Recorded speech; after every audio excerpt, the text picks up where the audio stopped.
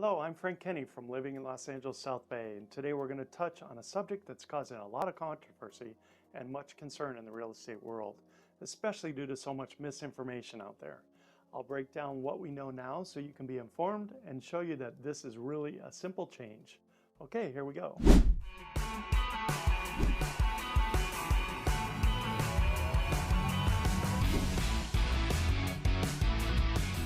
One of the first things about the change is how buyer's agents get paid. For the past 100 years, seller's agents negotiated the selling commission with the seller of the property when the listing documents were signed. In that agreement, the seller agent also stated that of the commission charged to the seller, what portion the seller agent would pay the buyer's agent to sell the house. Now the current change, which is still being finalized as of this video, is set to start August 2024. In the change, the seller's agent is not allowed to advertise the multiple listing service any commission the seller is to pay the buyer's agent. I'll discuss this further. The next big change coming is now the buyer agent must arrange with the buyer the commission they are to get paid for helping the buyer buy a home.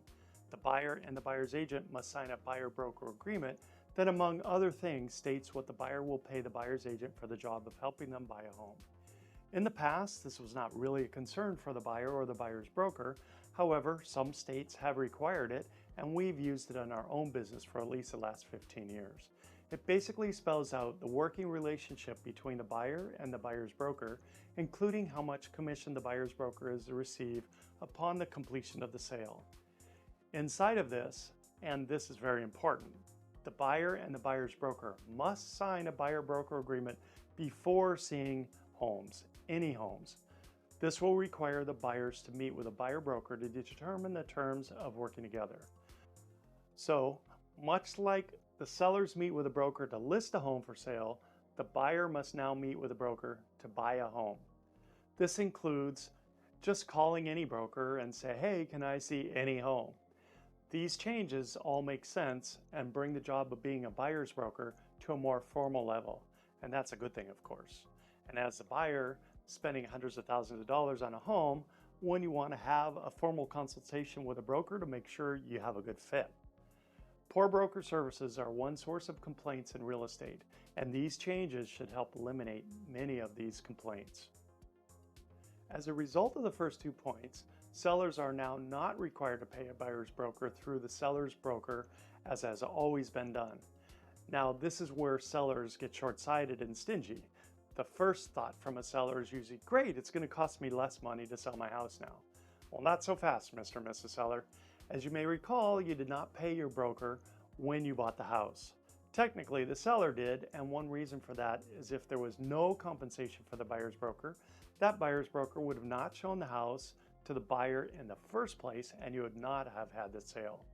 Experts agree that while these changes allow for no compensation from the seller to the buyer's broker, it is definitely not recommended, primarily because it may reduce the number of buyers that actually see your home and or make offers on your home, and this could result in you selling for a lower price. Very importantly, it makes sense for the seller to be open to paying the buyer's broker. You don't have to, but it makes sense to do so. Okay, well there you have it, the coming changes as we know it now, and to recap, there are 3 big changes. First of all, commissions for the buyer's agents are not allowed to be advertised in the multiple listing service beginning August 2024. Next, buyers and their broker are required to sign a buyer-broker agreement prior to viewing any homes.